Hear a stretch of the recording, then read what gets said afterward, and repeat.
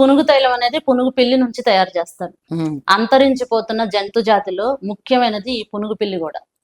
చాలా రేర్, చాలా కాస్ట్లీ కూడా. పునుగు తైలం ఎలా తయారు చేస్తారు అంటే 10 రోజులకు ఒకసారి ఆ పునుగు పిల్లి నుంచి చెమట బయటకు వస్తుంది. అది ఒక లిక్విడ్ లాగా ఫామ్ అయి ఉంటుంది. ఓకే. ఆ లిక్విడ్ ని అది వదిలించుకోవడం కోసం ఒక చెక్కకేసి రుద్దుకుంటూ ఉంటుంది. ఉమ్, ఆ చెక్కకి అంటుకున్న బంకనే పునుగు తైలం అంటారు. అది సుగంధభరితమైనటువంటి సువాసన కలిగి ఉంటది. ఉమ్, ఇది చాలా కాస్ట్లీ. శ్రీవారికి అయితే అక్కడ పునుగు పిల్లలు ఉంటాయి, మీరు చెప్పినట్టుగా బోన్లు అవి ఏర్పాటు చేసి గంధపు చెక్కల్ని పెట్టి ఉంచుతారు, పెంచుతారు కాబట్టి అక్కడ దొరుకుతుంది స్వామివారికి. అవును. బయట ఎలా దొరుకుతుంది? బయట ఎక్కడైనా ఒకళ్ళిద్దరు ఉన్నారేమో నాకు తెలియదు, కానీ రేర్ గా దొరికేటటువంటి ఈ వస్తువు విరివిగా దొరుకుతుంది అంటేనే కృత్రిమంగా తయారు చేస్తున్నారు అని అర్థం. అవును.